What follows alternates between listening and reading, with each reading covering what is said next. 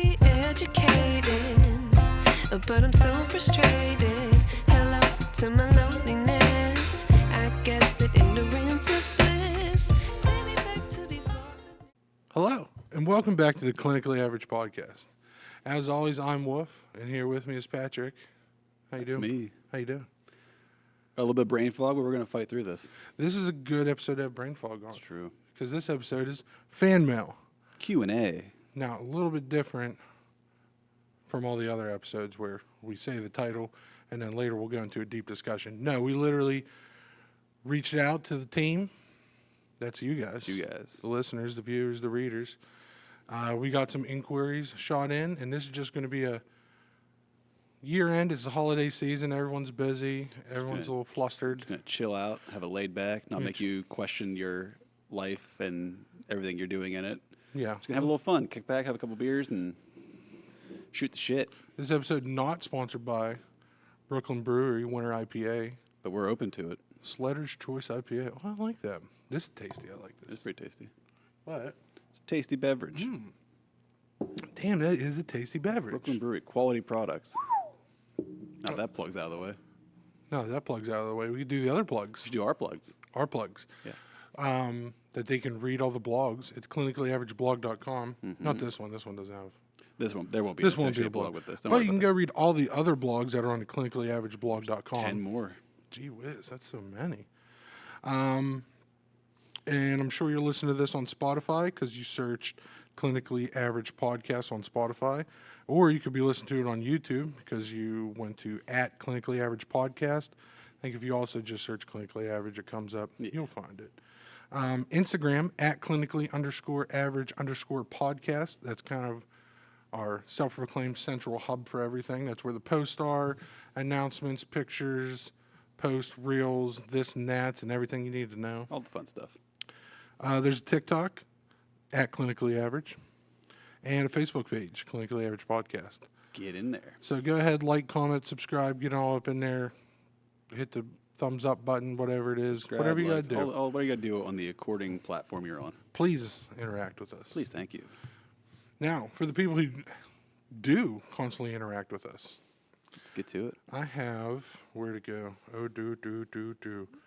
So, people have reached out, sent us questions. We have procured them. Procured. We got a nice list here.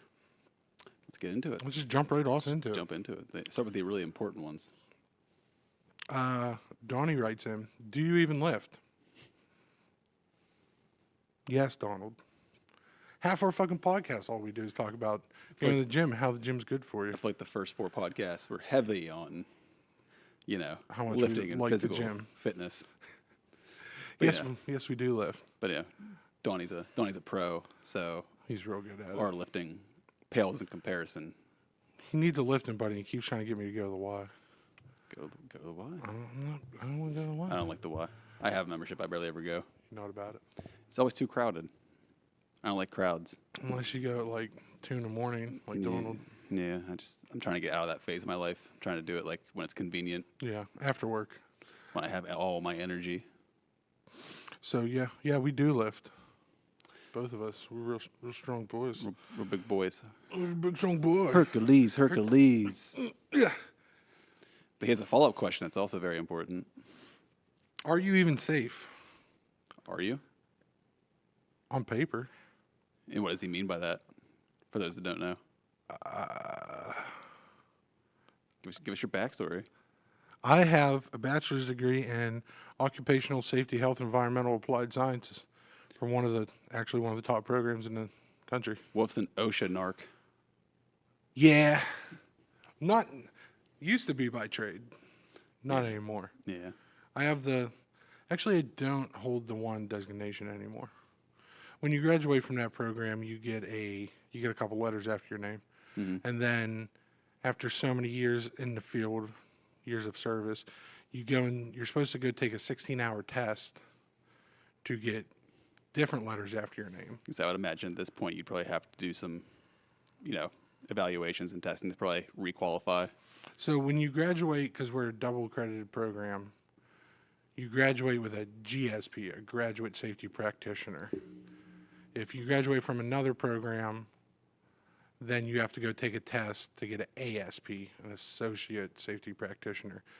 Holding either one of those for X amount of years, then you can go take that test. It's like a 16-hour test. Apparently, it's super hard. Yeah. A lot of people failed the first time. Then you can become a CSP, Certified Safety Professional. So for a while there, my official title was Tyler Wolf, GSP. George St. Pierre. Yeah, that's what I like to think. I was just wrestling kids around, Yeah. kicking people in the throat. Yeah. That's what I like to imagine my wolf. Hammer drunk, tuxedo T-shirt, In a cage fight. in a cage fight, like George St. Pierre. Just unstoppable. You're an unstoppable killing machine. He has some really cool workouts. It's like a bear. Roar. You're like in a cage. Why am I bear? 'Cause you're very bear-like. I like that. Yeah. Very bear-like. They call you the bear if you were like in MMA. In a cooking show on Hulu. That too. Just anything you'd be in, that'd be your nickname, would be the bear. Would it? Tyler the Bear Wolf. Absolutely. Why? Look at yourself. You look like a goddamn bear. Like if I imagined a druid who could turn into bear form, maybe you. I played a druid once. Mm-hmm. I wasn't a bear druid. I just rescued the druid in Baldur's Gate 3. That apparently Did you you can have fuck sex the with. bear? Well, I rescued him. Did you rescue him from being lonely? Yes, he was in a cage. He was in a prison from goblins, and I broke him out of prison. But then I had to save him. We had to come do this. So Why the fuck did we do this? Why didn't you keep playing? Well, I'm gonna. I want to play. know. I will I eventually. want to know what's going on. I'll see if I can seduce a bear. Should I buy that game? Yeah, I don't like that. it's a I no-brainer. don't like that. I feel like this doesn't get done. It's game of the year. I feel like this doesn't get done if we consistently play ball. Yeah, don't talk about Baldur's Gate. That's all I want to talk about. So let's get past that. We need another good question here. Yeah, let's keep her going. Let's keep it pushing. This might be my favorite one. All right. It's Rudy from Indiana writes in, if you could have access to all the data in the world, but could only ask one question, what would that question be and why? Yeah, that's a real tough one. So I imagine this has to stay in the bounds of like reality. I can't ask like what happens if we die. I don't know if we have data for that. I would assume. How could we collect data on that? That's what I'm getting at. So it has to be like functional, stuff So- that we would assume the powers that be have data on. So this is probably one of the more intricate questions that got written in. Mm-hmm. I've been thinking about it for a fucking week now. Yeah. As soon as it came in, What'd you I was come up like, I haven't honestly. I guess my best answer was like, I would like to see a spreadsheet of like tax dollars for the year. Okay. Like this amount was collected, and this amount paid for this roadway. Like an extremely 1,000-page document of just federal, state, local tax dollars relevant to me, I guess. I wouldn't care about Butler County. Now, is there not a way you can actually do that? Probably. From my understanding, if I really wanted to know. If I really wanted to know, okay. So like in a normal functioning government, I feel like that's something that happens. It's pretty transparent and publicly Exactly. documented. That's the idea. It's supposed to be transparent. I don't know if it is. I don't know. I don't know if that was my first go-to, just because I don't trust the government. Then how can you trust the data? Exactly. Well, okay. I'm assuming under the pretense of this question that We've procured it illegally. I have the access. Someone went full Edward Snowden and got the data for us. Okay. The pretense of the question, you have access to the most accurate, not absolute accurate and truthful data. Like by whatever means it had All to right, be are done. aliens real? Do we have access to aliens? That's released. But is that true? I think so. Because I feel like if that stuff was actually true and not skeptical, it'd be a bigger deal. Other than just hear on occasional podcast or Joe Rogan talks about it, but it didn't seem to make any actual news. I feel like if they're like, "Hey, yeah, we actually have alien corpses at the government," it would have been bigger news if it was like actually substantiated. Well, the running joke is like definitely on TikTok was like, "Hey, like government, hey, aliens are real." Okay, Yeah, that's what I mean. I feel doesn't like, that excite you? No, rent still do. yeah, gotta so go I to mean, work. I mean, is that the thing? Like, it's the time period now that like if that's what happened like 10 years ago, we all been like, whoa, aliens are real. But now because we all have other problems, we're just like, fuck, I don't care. Yeah, we have too many daily problems. We're like, yeah, okay, Because there's whatever. like going on when I was like in like a full blown depression and all that stuff was coming out. And it's just like I can't bring myself to do research on all Yeah, this random alien news. Sure, whatever. The another one of the memes on TikTok is like, okay, world-changing news, like aliens are real. And then there's a flow chart. Okay, world-changing news. Do I have to go to work tomorrow? Yes. Don't really care. Do I have to go to work tomorrow? No. Oh shit, tell me more. Yeah. And it was just like a flow chart that basically came down to, do I have to go to work? Do I still have to go to work tomorrow? Yes. Never. I don't care. So like yeah, if I look at this question, like data for anything to me that's like actually pertinent to my life, there's nothing I can really think of off the top of my head. So my dumb brain just goes, okay, can I prove any conspiracy theories with this data? Like, did we kill JFK? Oh, so if you could pull the data, the Like, yeah. JFK data? Yeah, it's like, oh, did we actually have him murdered? Like our government, like the FBI and CSI and CIA planned it and killed him so that because he was causing too many problems. Like, are aliens real? I'm like going to that part because like the data, because other than that, for me, it is that thing. What my scale is like, I have all these issues. Yeah. Honestly, I don't know how this data is going to help me. So so my brain just like, all right, what's something stupid that would make my child brain get interested? Like, can I prove random conspiracy theories with this data? So this is the problem with a very good question, right? I've been thinking about this for a fucking week, and that was all I could come up with, which that probably is still probably Because there's nothing I can think of, like data that I could use that would bring me any utility in my current day life. yeah. That I can think of, like, oh, I could use that data to make my life better.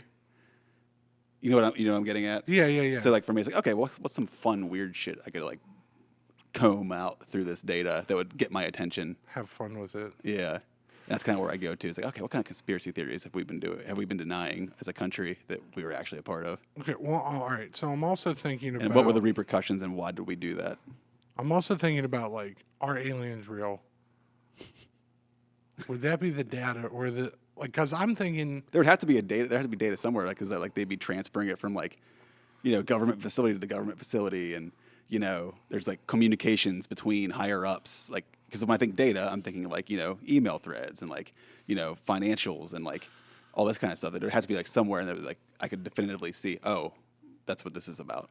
I'm thinking. Or if I have somebody with me who can interpret data, because I wouldn't be able to interpret this shit. Well, okay. So that's how. That's one thing. This is an inside job. I have hired somebody, like an Edward Snowden, to like, hey, dig up data on this, and he got it, and he's also interpreted it for me. So that's what I was trying to think of this question within that context, because I think Buddy is a like data analyst Yeah, by trade. and he gets a boner over numbers. Yeah. So he's thinking like, okay, if I had all the transactions from I knew, then they help him like play the stocks better. yeah. Like where my brain doesn't work that way. So like, So I know- seeing all these data numbers, I'm like, this company is doing this, and they're doing that. I don't know what to do with that information. Yeah. That's not me. I'm thinking his answer might have been like, okay, could I see relative trends of the S&P 500? Yes. Could I see NASDAQ trends for the last 50 years? Yeah, to me, that'd be me reading hieroglyphics. Yeah. I'd be like, oh, the line looks like this. Yeah, that's cool. That'd be my information. Yeah. Then my ADHD brain would zone out. I'm like, yeah, what about aliens though?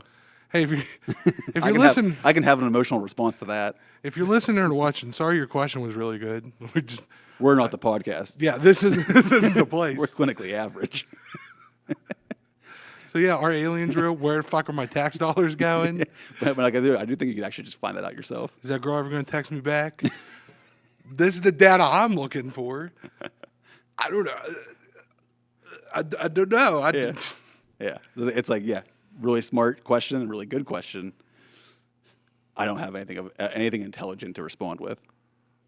All right, the quickest intelligent answer I can scrum up is, yeah, give me some Bitcoin trends with pre-done predictions so I could put some sales in. Yeah. much, yeah. I'm not involved in any of that, Yeah. so that's useless for me. Because I'm assuming I'm trying to get something out of this, a financial gain. That's what I mean. The way I'm I'm thinking, he's poor. looking at it, like, what kind of utility can you get out of it? And I Right. can't think of any utility out of data I need right now. What happened to the mines? I don't think we'd have data on that. It's historical. Well, I'm thinking like U.S., the alien incident, like Roswell instances in our modern era. There'd be some kind of data trail. what is the One Piece? Yeah, see, that's just, I don't understand. That's fiction. That's coming though. You don't need data to figure that out. That's in a guy's brain who's making a piece of art. I want his data. Yeah. But Go to- yeah, I think we've thoroughly combed that. Yeah, sorry you had a real good question there. So we have a real good brain. Yeah, so you got a real smart, good brain.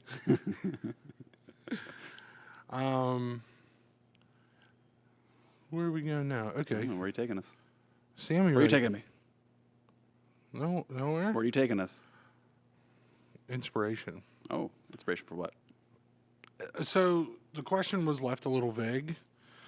Sammy writes in, "Who is your biggest inspiration?" Okay. Now that was it. I feel like a question like that kind of needs a second or third clause. Yeah. I'm thinking if I'm just using context clues, we're doing a podcast, they're writing into a podcast.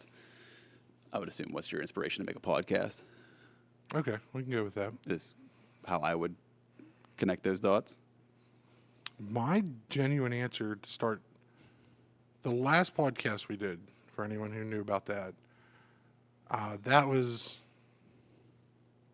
what was our inspiration for that? Just kind of like a purpose. I think We in needed- that period in our life, we were kind of searching for a purpose, and we just wanted to do something that was like creative. If I remember, and just trying to, it was kind of a way to find ourselves. I think that was kind of the idea, and it ran its course because it didn't really have a purpose. Yeah, The podcast itself didn't really have a purpose. It was us with friends doing stupid shit. It was the very early era of like podcasts where people were just like, "We're four guys in a garage, like, just talking about hot topics." listen to This the is gonna music. age well. This is the beer. Just doing the Joe Rogan thing without having the reach of a Joe Rogan. Yeah, Him and his comedian buddies, but we're just local dudes. we're just dudes in a garage. Yeah, talking. Here's what grinding my gears. I guess the inspiration for that was ourselves, and I mentioned that because I think my answer for this, why we did this podcast again, was kind of ourselves, because like the things we talk about and the topics that we bring up and these discussions that we have are things that we're learning about or adaptive to our lives or things that we're going through, and I don't know, it's just kind of like we're just investigating ourselves in our own lives and thinking about these things. Yeah, if I had to be honest with it, it's like not to sound pretentious, but a thing I enjoy doing that I've learned is a love language, didn't know it was, is sharing information. I genuinely enjoy learning about things that interest me and finding information that I think is helpful. And using an outlet like this to, like, if I can find things that help me through life, and then am I able to articulate that in a way that could even like have like one or two people listen to it and get something out of it, to me that's a win. Yeah. And that inspires me. And it's like I'm inspired to do it, but then people receiving it inspires me to keep doing it. Yeah. And it's kind of self-filling there, where it's like I'm, getting what I'm putting out. Yeah. I mean, even, and just like on that idea, yeah, like I wanted to do this because these are things that I'm learning or things that I'm exploring and things that we talk about at work or just texting back and forth with one another. Yeah. Just like ideas that we're exploring that are helping me become a better me. And if we can compact these ideas and write a couple page report on it and then put an hour of us talking about it out, and if that can help something out, so I guess like the inspiration of inspiring other people or teaching and learning and spreading information and trying to communicate these ideas and maybe help somebody else. It's kinda the If I look, inspiration. just like even for starting a podcast, like I've been big into podcasts going on probably like over a decade now at this point. It's kind of crazy it's been around that long. Yeah. But like if I'd say, yeah, my early, like when I got inspired by podcasts, it was the early era of like, I got into like the Joe Rogan podcast and like the, I got into like different like video game podcasts, like nerd podcasts and stuff. It was like, oh, it's just cool hearing people talk in depth about things I'm interested in, and didn't feel like I had a actual local community to be involved in. They like talked about that kind of stuff. You felt like you weren't. It was like you were kind of an outsider, not able to talk about those kind of things.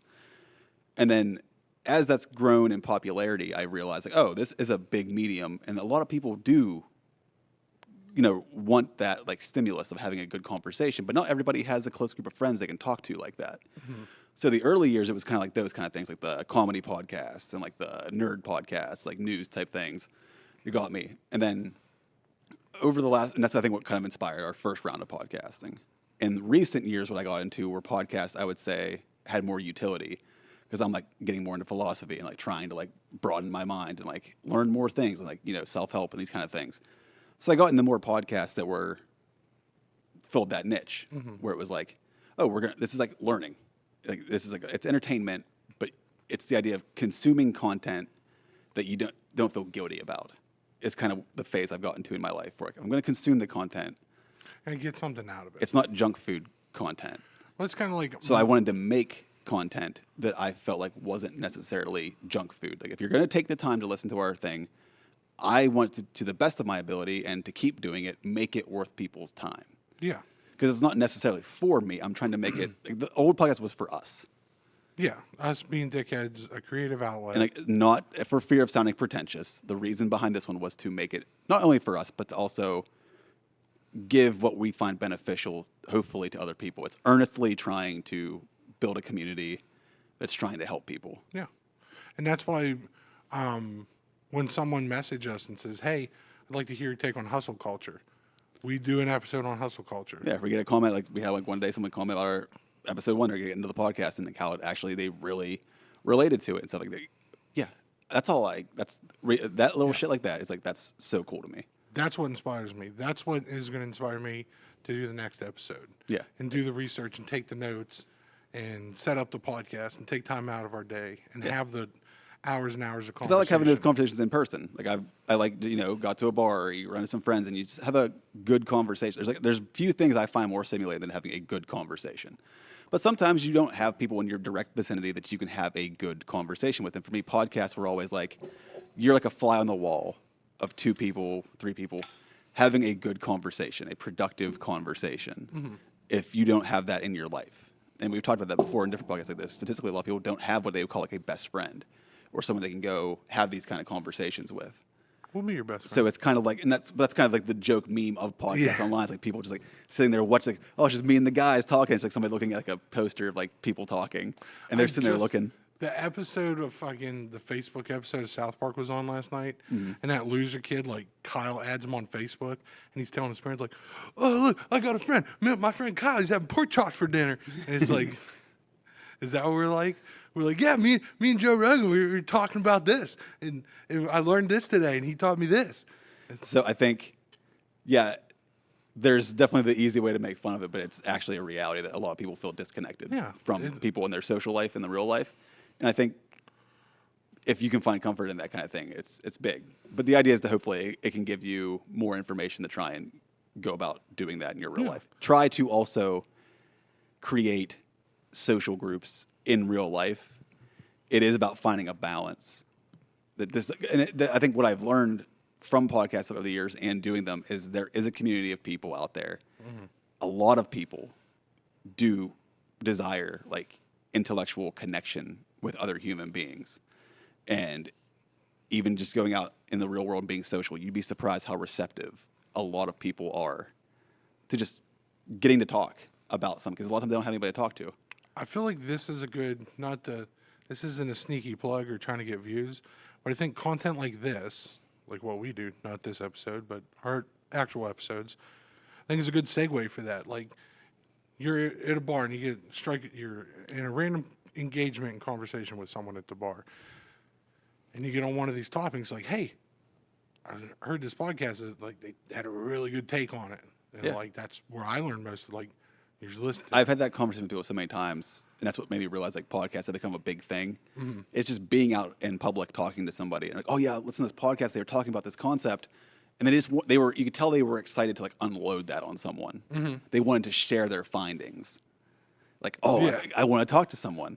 And I know I listen to Chris Williamson because like I love his podcast. He reminds me of like that. He's just like he's a hardcore podcast fan, and he just wanted to do it. But he's talking about like basically how he practiced for it and like why he got into it. It's like he said like he'd be with his roommates and he'd like read a book or like listen to a podcast, and like they'd be in the car or going to the gym, and he would just take like 10 minutes and just like kind of like rant about what he learned to that person to kind of like solidify the idea. Yeah. But sometimes you need that person to just like bounce the ideas off of to like solidify the shit in your head. Well, that's like, you have a full understanding of something, a concept or a topic, if you can teach it to somebody. And that's kind of what I've been trying to do with this. Like, obviously, not getting a master's degree in any of these topics, but like learn enough about them because I'm learning, and it's like as I'm learning, trying to like solidify the ideas in my head by, for lack of better words, teaching it. Yeah, you teach it to me. Yeah, and then we go here and we try and recreate those sessions. So, what inspired this was us learning, trying to teach people, show people. Teaching ourselves. It's 'Cause really started. I've learned a whole lot. Oh, I mean, next week's podcast is going to be about like a year in review thing, and it's like I'm pretty much going to go down. I was like, wow, this has been like one of the most insanely productive years for learning as a person, intellectually, in like life that I've had of my adult life. It's turned into like such a fucking wild year. I think I've had the most, like, growth period. Certainly intellectual, definitely emotional, Yeah. intelligence growth. Yeah, this and year. a lot of stuff we talk about deals with emotional intelligence, not just literally like intelligence, but like emotional intelligence, which I think is something I think people do kind of brush under the rug. Because you can meet the smartest person in the world, but that doesn't mean they're emotionally intelligent. Right. It's a distinction that I think a lot of people miss, and that's kind of what I'm focusing on. Because I don't think what we typically focus on. We're not like focusing on numbers. Once again, back to Saruti. He's looking for hardcore data analytics. Like The numbers. we're not a business podcast. This would probably firmly go under philosophical. I think we're Just labeled as self-help. dudes. Yeah, like dudes who are not. I am not a doctor. I don't have a PhD in philosophy and psychology. This is not medical advice. Yeah, you don't take it. Like, take it with a grain of salt.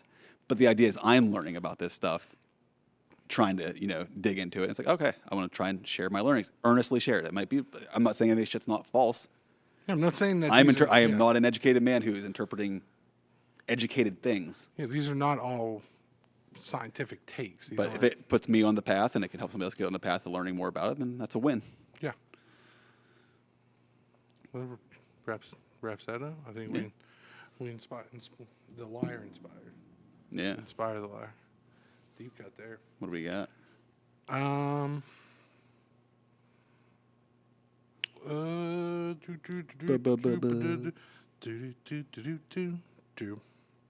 Little Mario mix.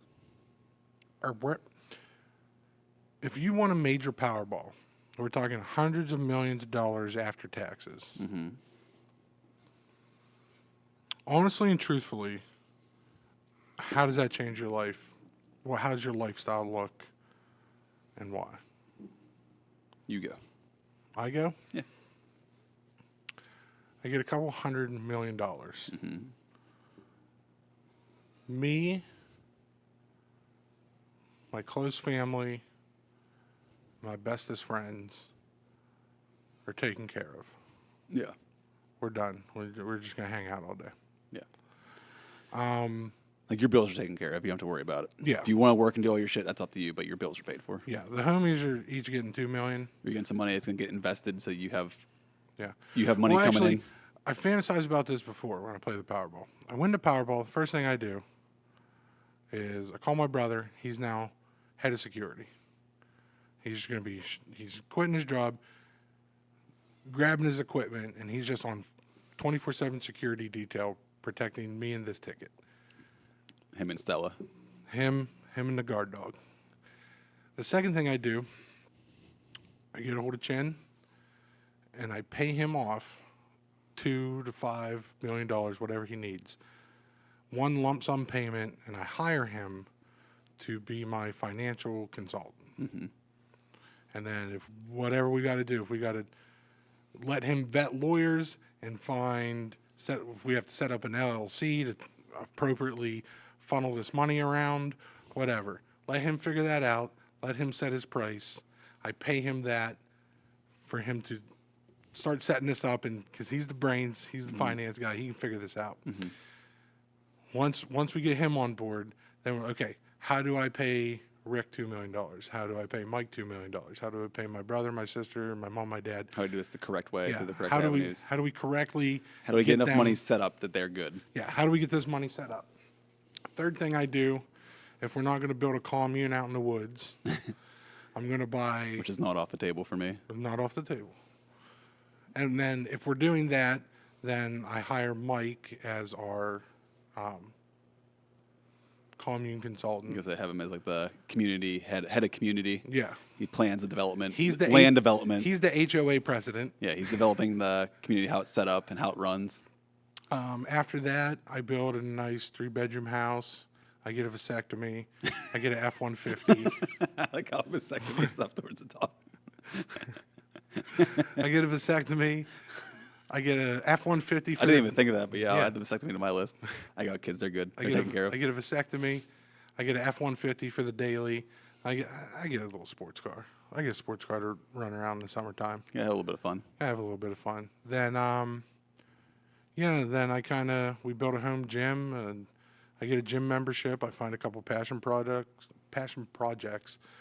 I'm not getting a private jet. I'm gonna do what I do here in the woods of Western PA. I'm just gonna be not having to go to work. But I'm gonna get up every day. I'm gonna work out every day. I'm gonna do the podcast. I'm gonna do some woodworking.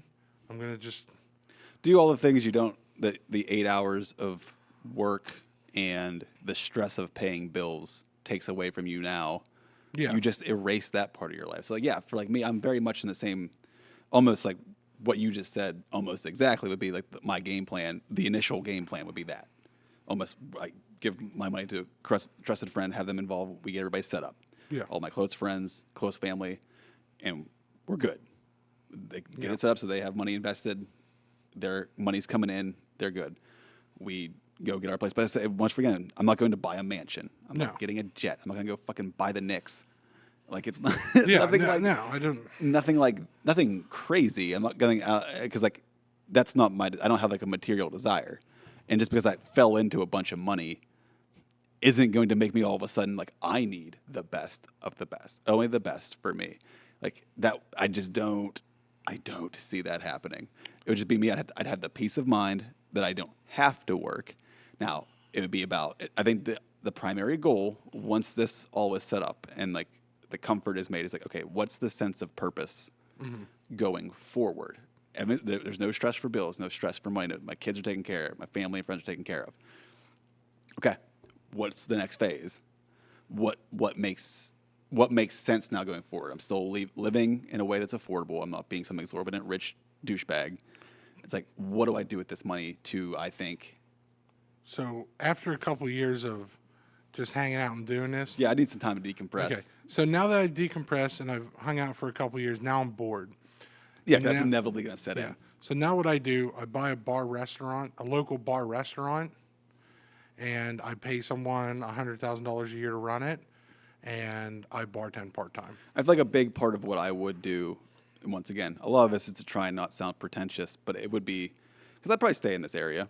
Yeah. I think our families are all here. And if we're all going to be like taken care of, we don't have to like go get in the rat race or like move to a different place and do that. Like if we want to go visit somewhere, we have that. We can go visit. Yeah, we can do that. There'd definitely be some traveling involved in this. Music festivals. I mean, that's a given. Easy. But like, I mean, like actual traveling. Like if I want to go see Ireland, if I want to go to Japan, like that's fine. I could do that now. Technically, nothing's stopping me. But it's like, oh yeah, I'm going to do some traveling, do that kind of stuff. But I think I would still my ground zero would be here. Wherever we put our commune would be in this area. But it would be trying to find strategic ways to put back into this community to make it a better place. Yeah. Oh, yeah. That's what I'm saying. Like, I would buy a bar restaurant and put more stuff in here for kids. Yeah. Even things for adults. So like the idea isn't you just have to go to bars for fun. Yeah. Try to find a way to clean the area up. I say a bar restaurant because, like, there's plenty of them here. I buy one, I renovate it, and now I have a place where I take in high school kids and I pay them $10 an hour. So they're making good money and they're learning some skills.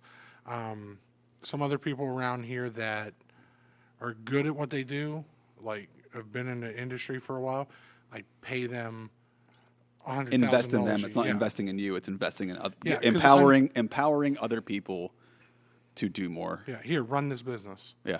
Just let me. I'm going to be hands off. Here's the money. Put me on the schedule 3 nights a week because I Just so I like can get out of the house. bartending. Yeah, just so I can get out of the house. So I can come in and bullshit. Come with socialize, random not be a customers. hermit. Yeah. Because that'd be the issue is like trying to like avoid becoming like disconnected from society. I wouldn't want to get disconnected. I want to still feel like I'm part of the community. Yeah. Would be the biggest part. Yeah, it's like finding that purpose. I'd have more time for creative endeavors. Like, yeah, I can make a joke. I can go do acid and not have any stress and just go write a book. I'd go do acid with the Beatles. Go do acid with the Beatles and write a book and do some like self-serving creative shit I've always wanted to do that now I literally have nothing to stop me from doing it. I'd just buy a old parking lot around here that some old rich white guy is just like, no, this is my property. I'm not doing anything with it. I just buy it off them for an absorbent amount of money and build a playground.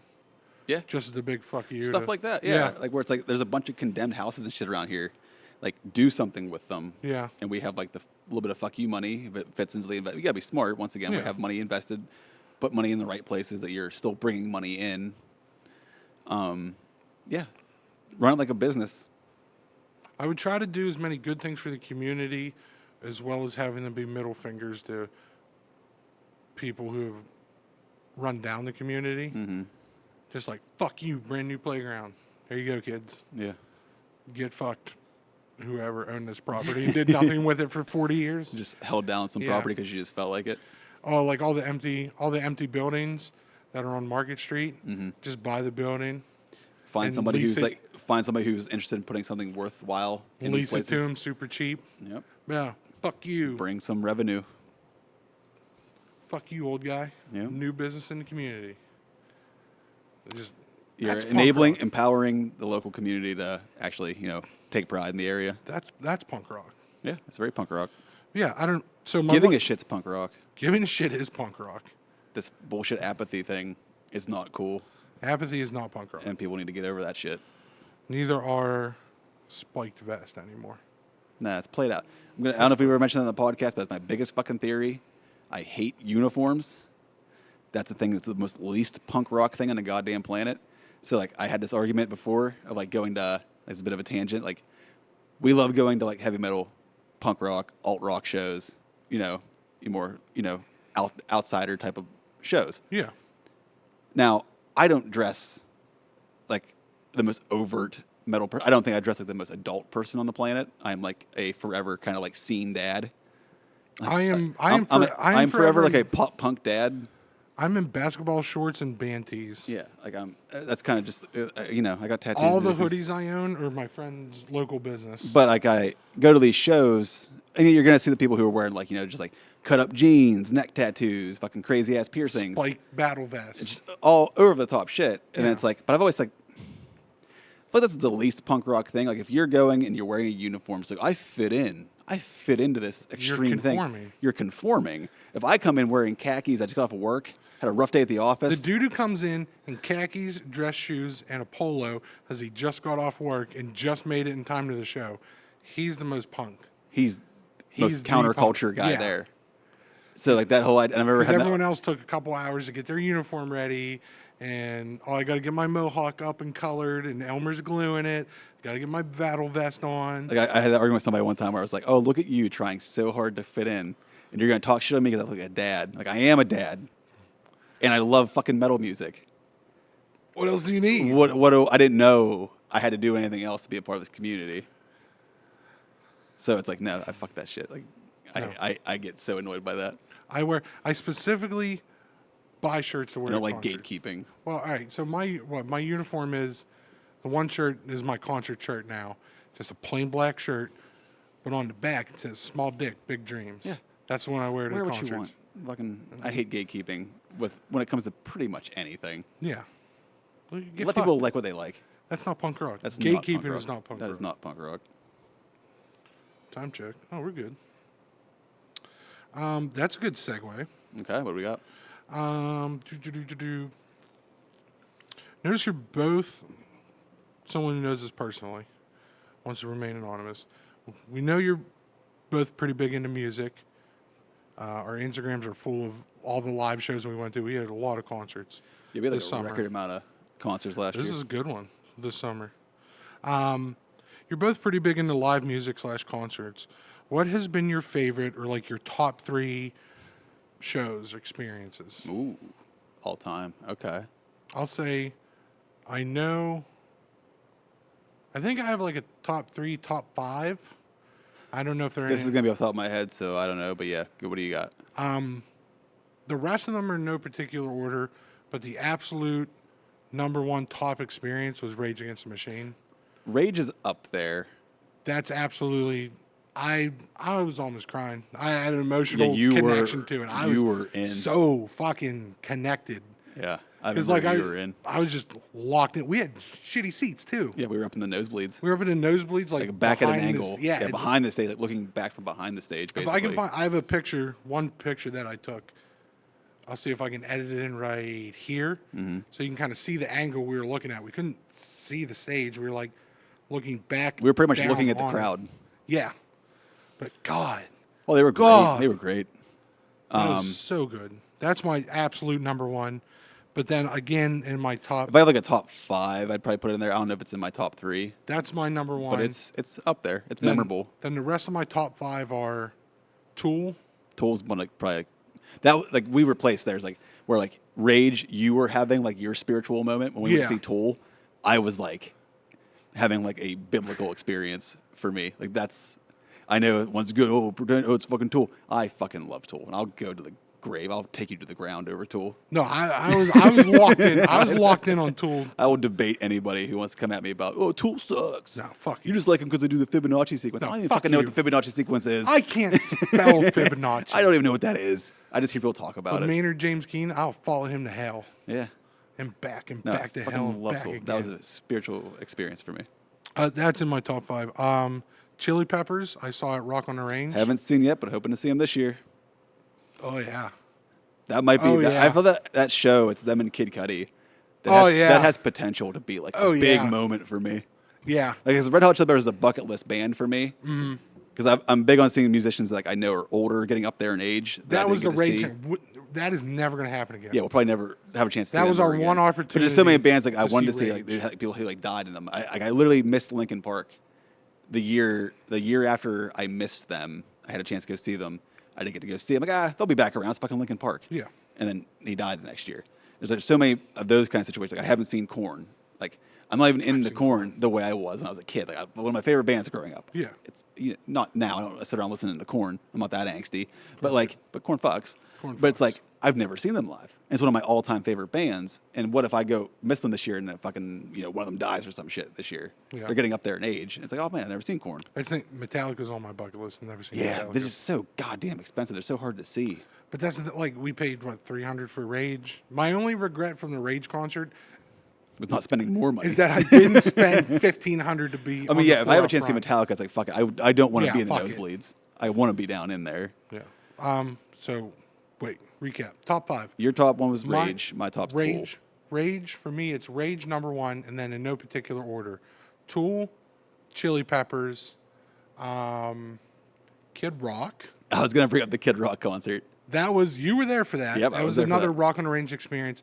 Unironically, one of the best performances I've ever seen. One of the most entertaining It was shows wild. I've ever seen. It was so good. Like, and I'm somebody who literally likes like 4 Kid Rock songs. Yeah. Like Ball with the Ball, Cowboy, and whatever a couple songs off Devil's Out Cause. I don't know anything he pretty The much one with put Sheryl out. Crow. Yeah, like that. Yeah. Like anything after that, like no, I don't fucking listen to Kid Rock. But god damn it, did he put on a show? I don't like his politics. I don't like anything about him. But holy hell, real recognize real. Yeah. That guy's a performer. That was so fun. Yeah. It makes you forget all that shit when you go see like this is just fun. Some concerts are just supposed to be fun. It's Yeah. an escape. I can always listen to the music. I have Spotify Premium. I can separate the artist from the person. Yeah. As a big thing with like music, entertainment, is like someone's like, oh, that guy's probably a douchebag. Hey man, he gets paid to be an entertainer. And he earns his money. Holy shit. That was fun. Yeah. No pretentiousness there. It's just Kid Rock being Kid Rock. It was fun. Yeah, that was a good one. That was a good one. And I guess to round off my top 5, I don't know. I was supposed to go see NoFX this year, and I missed that, and that sucks. I'm trying to think just from this year, there were so many damn concerts. They're like all blurring together. Yeah, those are definitely my top 4. Bad Omens was a highlight for me this year. That has a lot of emotional connection to me, though, is I think why it hit me so hard. Yeah. But it didn't disappoint me. I was fucking in tears. Yeah. I fucking love that last Bad Omens album. It hits me in a very, very dark place. I'll It got me. wait for you at the bottom. I'm trying to think of some other like big ones over the years. I'm hoping I have big hopes for a couple concerts this year coming up. Sleep Token's supposed to be going on tour, hopefully coming closer. We can go see them. Fingers crossed. Plotting You and Beartooth in January, 2 of my favorite bands. Never seen Beartooth live. I saw them this year. And so that's Excellent. high hopes for those. I think that might catch me off guard. Creed's next year. Creed Oh is my coming to God. Pittsburgh. We'll be there. Yeah. Yeah. Maybe we're popular enough to have a booth. We'll do a live show. That's not good. Yeah. No, I'm going to be 4 Locos deep in the middle of the crowd. We're going to live stream a Creed concert. Home now. Fuck.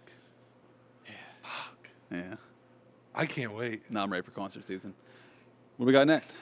We got next. So what was your Tool? Tool. Didn't you have an emotional experience with Bring Me the Horizon? Ollie Sykes tried to kiss you. Well, I wouldn't say it was an emotional experience, but it was a cool experience. That was a good one. Great concert. They put on a good show, and yeah, Ollie Sykes from Bring Me the Horizon gave me a hug and kiss. Told me he loved me. I believed him too. He could have told me anything. He could have told me his British could've. accent breathed in my ear. I love you, mate. No, that's Australian. Well, That was yeah, way off. wow. How about a real good segue? That's not real good, but I mean, like, the content segue is real good, but like me rambling on right now, trying to, just fumble and bumble for time. Fumble and bumble. The fumble and bumble technique. What do our Spotify Wraps look like this year? Looks like depression. I got depression. 101,000 minutes. You dirty And dog. The top band is Sleep Token. And if any of you guys listen to Sleep Token, it's sad and sexy and horny. If you listen to Sleep Token, they ain't happy. It ain't happy music. It ain't happy music. You had 100 and what minutes? 101,000 minutes. See, I miss having big boy numbers. I've fallen off. I used to put up 250,000 minutes.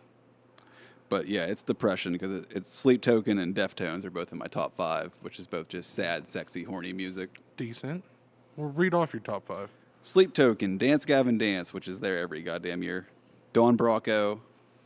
And this one bothers me because I don't know why it got on my top 5, and they're in there like every year, and I don't actively listen to them. But it seems like when I listen to them, their views get weighted, and it puts them in there. It's fucking Linkin Park. Like, I love Linkin Park. Grew up with Linkin Park. But I don't actively listen to Linkin Park. You're a big Linkin Park fan. Like, I mean, when I was fucking 15. Like, that's why I said the only way I could think about why that happens every year is because every year when it comes around when Chester Bennington's, like, death and all this stuff starts popping up, I go on a little, like, nostalgia trip. Mm-hmm. Cause like, oh, man, Chester died. Oh, fuck. And I go on a little Linkin Park thing. But I'm like, I listen to so much other music. I can't imagine that puts it in my top 5. I have 101,000 minutes. If I divvy that up, I can't imagine that like a quarter of that was Linkin Park. Like, I don't listen to it that often. If it comes on shuffle, I don't turn it. I trust this data. I don't know. They're in there, but I don't really listen that much. But the other ones, the other 4 make sense to me. Is why it always gets me. Every year when it has, I'm like, oh yeah, that makes sense. But it's always I'm like, why the fuck is Linkin? I can name like 6 other bands. I feel like I listen to way more than that. Other than Linkin Park. Yeah, like I could think of like 10 more bands. I listened to them way more than I listened to Linkin Park this year. But yeah, the other 4 I expected, like Dance Gavin Dance, Deftones, Sleep Token, pretty much checks out. My top 5, again, 4 of them fit the bill, all the same genre or derivatives of that genre. How many minutes? Low on the minutes this year. 50,226. Oh. I don't know if this takes into account podcast listens too. Oh. I don't know. There is data on your podcast. Yeah. But is this your I don't know if minutes it's overall listened? or if it's just music. That's a good question. Because I Okay. kind of divvied up between Back two. to Shrudi's question, I would look at that data to see if my podcast minutes add into my Spotify total minutes. I don't know. That's the data I would look up. Okay, that's the important stuff. Yeah. With my top genre being rock and a little over 50K minutes listened to. From 1 to 5, number 2 being the sleeper who snuck in, who doesn't really fit. They are as follows from number 1 to number 5. Parkway Drive. Hell yeah, brother. Hell yeah, brother. Love Parkway. That's a top 5 concert. I've seen them about 5-6 times. I don't now. think the Never most recent disappointed. one, the one we went to at Stage AE a couple years ago, the indoor one, was one of my favorite concerts. When we got in the pit. Yeah. That's one of my all-time favorite concerts. That's a good picture. You have your Joe Rogan shirt on, and I have the fuck you. Yeah, we're in the middle of the pit, and they got us from the balcony. We're like throwing gang signs.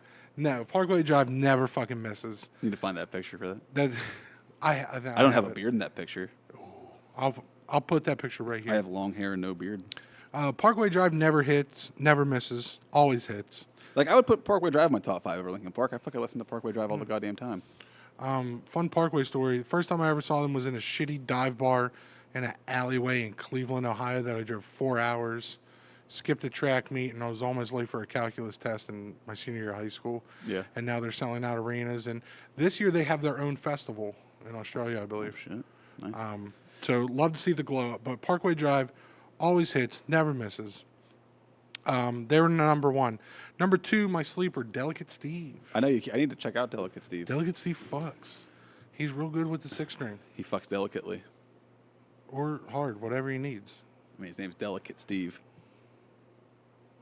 I believe in Delicate That's Steve. like an oxymoron. Delicate Steve fucks hard. If you're listening to Delicate Steve, the go-to first song you need to listen to is I Can Fly Away. I don't know. Something Fly. It's going to be in the top 5 on Spotify. I'll check her out. I'll look it up.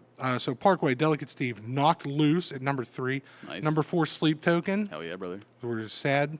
And number 5, Beartooth.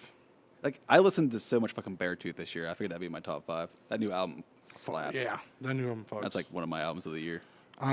Top song listened to. You Can Have the Crown, Sturgill Simpson. I don't know if I've ever heard that. You Can Have the Crown. No, I never heard that song. I love Sturgill Simpson. They call me King Turd up here on Shit Mountain. That's your most listened to song? That was my most listened to song. That's so random. You Can Have the Crown. Number 2, Rip Jeff. Nice. That was a good breakup fun song. song. Yeah, That's a Kill great- My Ego. Yeah, it's a fun song. I named my ego Jeff. Fuck you, Jeff.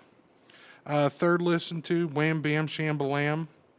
Don't know how that got in there.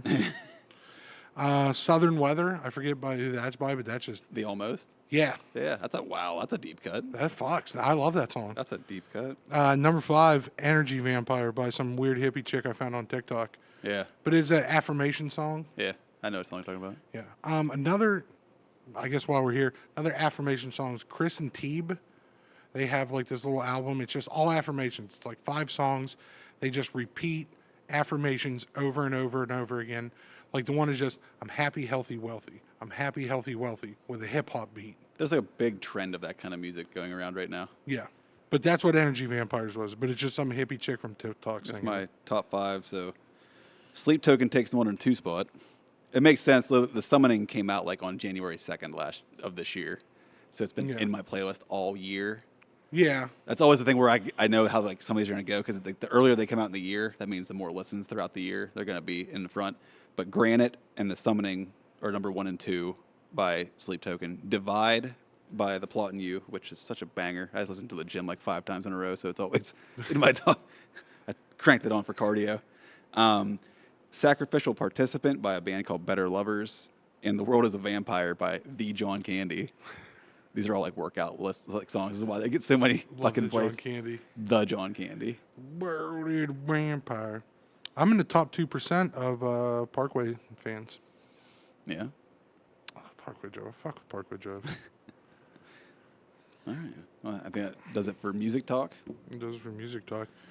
We got time for one more. All right. What do we got? Let's look over the list here. Who is the lucky?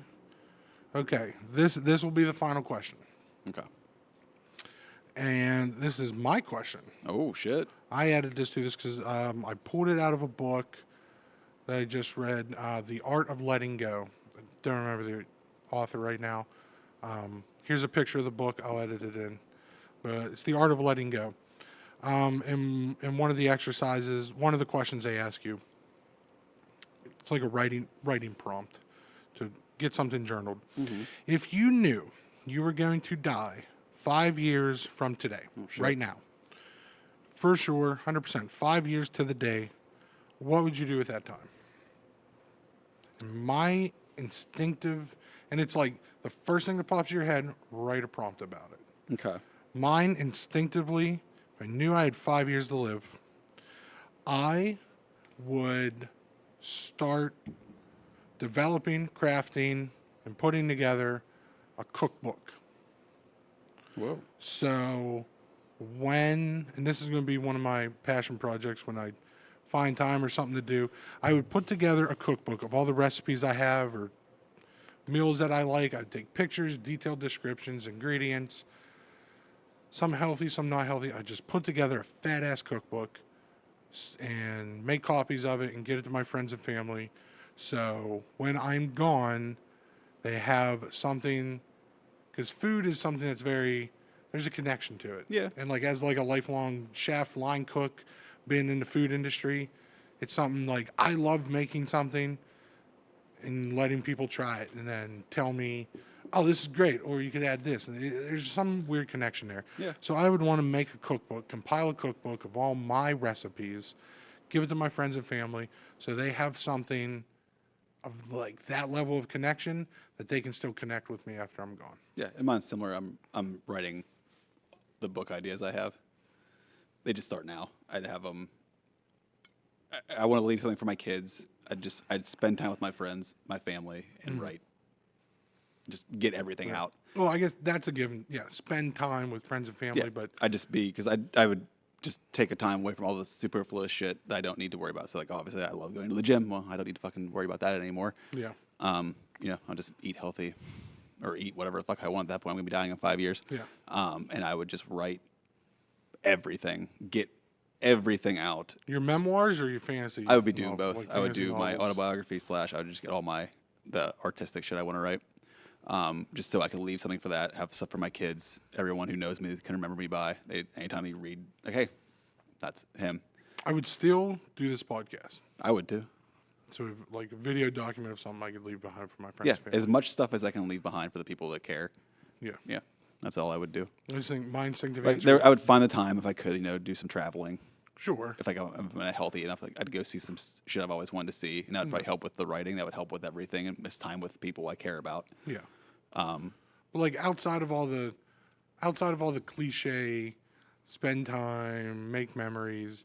Like that was the cookbook is my answer. Yeah, I just want to leave something, leave as much as I can in that time period for like my family and my friends and my kids, like creative stuff and just stuff to remember me by.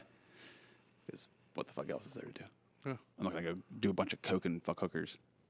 Is that an attack? Is that like your next on your list? Well, and I want to do a whole. I didn't say nothing. nothing. Because I don't want to risk killing yourself. I don't want to do anything that would risk me cutting that 5 years short. Like you could die from doing cocaine. I say nothing. Maybe right at the end. Once my cookbook is finished. Like right at the end, go on a fucking bender. When my cookbook is finished. Go on a full-on drug bender at the end. Drink water and not. I mean, I'd probably do a lot of hallucinogens. Oh yeah. Because like, what's the risk? I'm gonna lose my mind. Oh no. Make my writing more interesting. Yeah. I feel like the best writers, Yeah, experiment. like fucking Kid Cudi, like his best work is when he's on drugs. Gets sober, puts out a weird album. It always seems too try-hardy when they're sober. Is that a thing? Mm-hmm.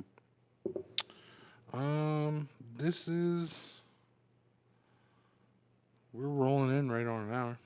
Want to call her there? I think it was good. It was a little dismal there at the end. I mean, you did end it on a question of like, Yeah. what would you do if you have 5 years left to live? Yeah. There's no fun way. Save it. How do we save this? How do we bring it back? I don't know, man. Oh man, we're gonna. It's a reality of life. Wanna watch me finish this beer? Yeah. Oh wow, look at that. Great form. Great poise. Open up the throat. Your mama taught you how to chug, obviously. I know a mom joke. Yeah, well, at least my mom subscribes to our podcast. Does she? I don't know. I was just trying to actually segue in without making breaking the fourth wall about the segue like I'm doing now into like the closing captions. Yeah. I lost it. That's all right. It's okay. If you guys stuck with us through this, thank you. Next week, we're going to be doing a kind of year in review sort of episode. Bring in like some ideas that we learned this year, do a little recap on some things. I think, is it going to be structured with like a Live Time, Dead Time Part 2-ish esque? Yes. It's kind of the idea of like, how do you maintain like going forward with purpose? So, because like we said in that episode, we both hit this dead time kind of about the same time in kind of a similar fashion. Yes. Went manic for a little bit, got in the gym, learned some things, started a podcast. But eventually you come to like an equilibrium. Yeah. Things kind of calm down. Yeah, things have calmed down now. But it's like how do you avoid getting too complacent? Yeah. And I think that's kind of what this is going to be, the recap of the year, how that stuff went, and kind of like what's the idea for how to take the lessons we learned this year and use them going forward. Yeah. And then after that, we'll get back to our usual, every week of random topics and deep dive them. I feel like it's the holiday season. I feel like we should leave them with a special gift. Do you have a special gift in mind? I had one in mind earlier, and if I can do it, I'll do it. Oh, what is it? I was going to give him a deep cut from the stuff about 7 years back. Okay. I was going to put a clip in of us doing the Toe of Satan challenge. Oh, shit. I think that'll be fun. There you go. Maybe some surprise news. A couple topics we have on the agenda. Maybe some future episodes. Yeah. I feel like we could probably leave that for... Well, I guess, all right, first episode after all the New Year stuff is going to be about narcissism. Yeah. Fun. Super That's fun. And then I think the idea is we're going to dive down the incel manosphere rabbit hole. Ooh, yeah. So Men's vulnerability. we're going to talk about brotherhood. men's mental health in the positive light, but then we're going to talk about the dark side of how you become a red pill incel dude bro. I'm going to learn what black pill is. I've heard red pill, blue pill, but now there's black pill as a term. Black pill is just like pretty much like nihilistic, nothing fucking matters. Ah. It's just like the extra Does it hopelessness. We'll talk about that on that episode. So that's what January is looking like. Yeah. That'll be January. Well, if you guys have any more suggestions, hit us in the DMs, hit us in the comments. Keep them coming. Topic suggestions, book Like I said. suggestions. I'll voraciously read them and find topics to talk about. Like we said, someone was like, hey, we'd like to hear your take on hustle culture. Episode 10, go listen to Go it. give her a look.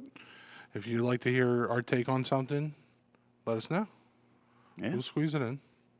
Anything else? I think we're good. Like, comment, subscribe, and here's a link to the whole video That's right. that we mentioned. And roll the outro. Roll that Wrap outro. it up. Happy 2020. Happy New Year. Happy New Year.